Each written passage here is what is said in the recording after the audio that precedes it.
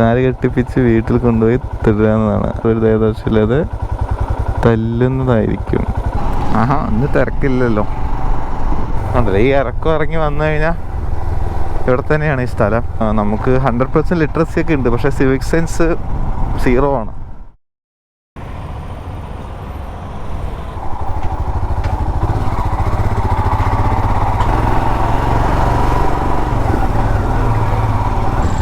Hey guys, നമ്മുടെ daily observation day 2 എല്ലാവർക്കും സ്വാഗതം. ഇന്നൊരു ഓഫീസ് ഡേ ആണ്. ഓഫീസ് ഡേ, അതായത് ഇന്നിപ്പോൾ എന്താ ദിവസം? ഇന്ന് ഫ്രൈഡേ മോർണിംഗ് 9:30, 9:30 കഴിഞ്ഞു. ഇതിപ്പോൾ എടച്ചറിൻ്റെ അവിടെ നിന്ന് താഴോട്ട് നമ്മളതാ അപ്പോൾ കാക്കനാട് ഇൻഫോ പാർക്കിൻ്റെ അവിടേക്കാണ്.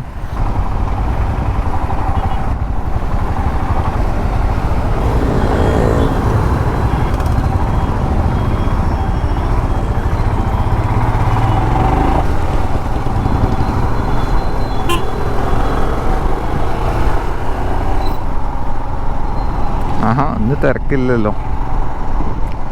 ശരിക്കും ഇന്നിപ്പോൾ തിരക്ക് അത്രയ്ക്കില്ല. ടൈം ഒരുവിധം ഇപ്പോൾ കഴിഞ്ഞല്ലോ, 9:30 കഴിഞ്ഞു, അതാണ് തോന്നുന്നു. ശരിക്കും ഇവിടെ കാക്കനാട്, ഇവിടെ നമ്മുടെ ഈ കാക്കനാട് ഈ സൈഡ് ഓഫീസ് ടൈമിലൊക്കെ മാത്രം ഇവിടെ തിരക്കുണ്ടാവുള്ളൂ. ഇല്ലെങ്കിൽ ഇവിടെ ഒറ്റ മനുഷ്യൻ ഉണ്ടാവില്ല. മീൻസ് ഒരു ഇപ്പോൾ സാറ്റർഡേ സൺഡേ ഒക്കെ ആണെങ്കിൽ ഇവിടെ ആരും ഉണ്ടാവില്ല.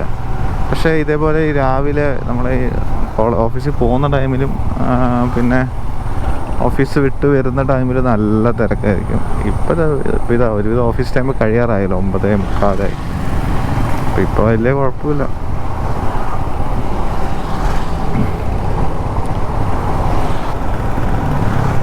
ഇതിപ്പോൾ നമ്മൾ കുസുമഗിരി പറഞ്ഞ സ്ഥലത്ത്, ഇതാണ് കേട്ടോ കുസുമഗിരി ജംഗ്ഷൻ ഇവിടെയാണ്. കുസുമഗിരി എന്നൊക്കെ പറയുന്നത് ഇവിടെ കുഴിക്കാട്ടുമൂല കുസുമഗിരി എന്നൊക്കെ പറയും ഈ ഏരിയ മൊത്തത്തിൽ.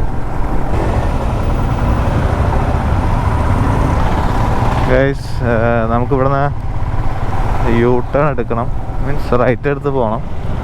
ഇവിടുന്ന് റൈറ്റ് എടുത്ത് പോകാൻ വേണ്ടാണ് നമ്മൾ ഈ മറ്റേ റോഡിലോട്ട് പോകാനാണേ. എന്താണ്, ഇവിടുന്ന് ഒരു വണ്ടർല റോഡാണ്, ഇതേ പോയിട്ടാണ് നമുക്ക് പോകേണ്ടത്. അപ്പം നിങ്ങൾ ഇതാണ് വണ്ടർലയ്ക്ക് വന്നിട്ടുണ്ടെങ്കിൽ അറിയും.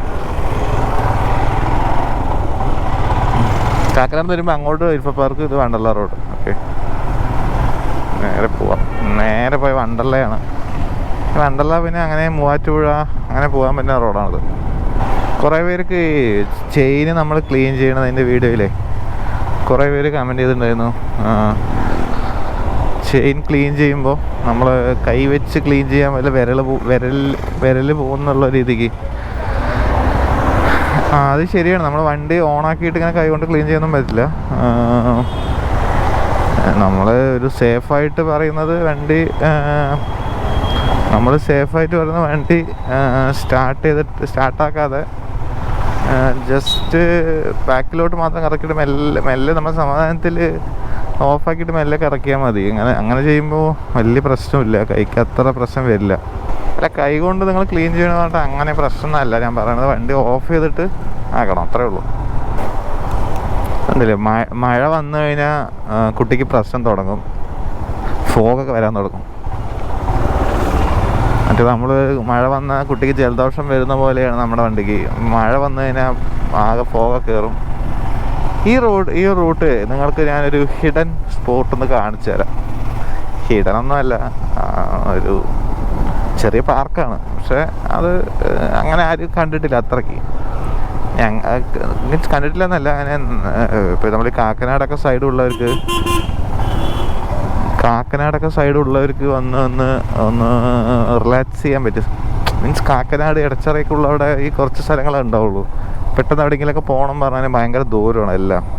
അതായത് കാക്കനാട് ഉള്ളവർക്ക് അത് ഫേസ് ചെയ്തിട്ടുണ്ടാവും. പിന്നെ അത്ര സ്ഥലങ്ങളൊക്കെ കുറവാണ് അങ്ങനെ ഔട്ടിങ്ങിനൊക്കെ പോകാൻ. നമ്മളിപ്പോൾ ഫാമിലി ആയിട്ടെങ്കിലും ഫ്രണ്ട്സായിട്ടാണെങ്കിലും നമ്മൾ പാർട്ട്നേഴ്സൊക്കെ ആയിട്ട് കപ്പിൾസൊക്കെ ആയിട്ട് പോകുകയാണെന്നുണ്ടെങ്കിൽ ഇവിടെ കുറവാണ് സ്ഥലങ്ങളൊക്കെ. അപ്പോൾ നമ്മളിവിടെ അന്ന് ഒരു അപ്രത്യക്ഷമായി ഇത് വന്നപ്പോൾ ഇവിടെ ഇത് കണ്ടതാണ്, ഈ പാർക്ക് കണ്ടതായിരുന്നു. നല്ല ചുമ്മാ ഇരിക്കാൻ ചില്ലൗട്ട് ചെയ്യാൻ നല്ലതാണ്.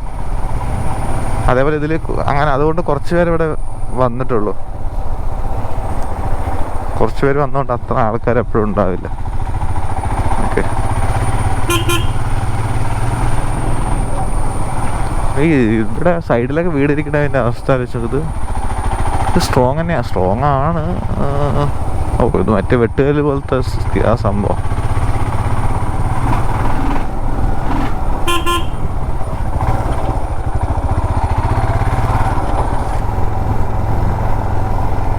അതല്ലേ ഈ ഇറക്കം ഇറങ്ങി വന്നു കഴിഞ്ഞാൽ ഇവിടെ തന്നെയാണ് ഈ സ്ഥലം.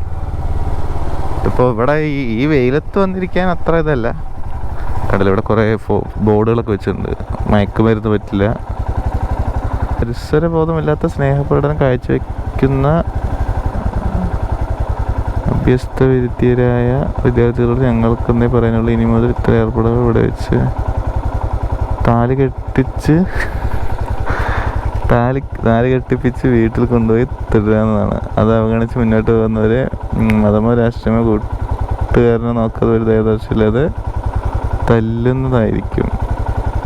ഇതിനെ ചോദ്യം ചെയ്യാൻ വരുന്നവരെ പോലീസിൽ ഏൽപ്പിക്കും. ഓക്കെ, ഇത് സദാചാര ഗുണ്ടായിസമല്ല, വളർന്നു വരുന്ന കുട്ടികളും കുടുംബങ്ങൾക്കുമായി ജീവിക്കുന്ന നാട്ടുകാരുടെ അവകാശമാണ്. Okay okay.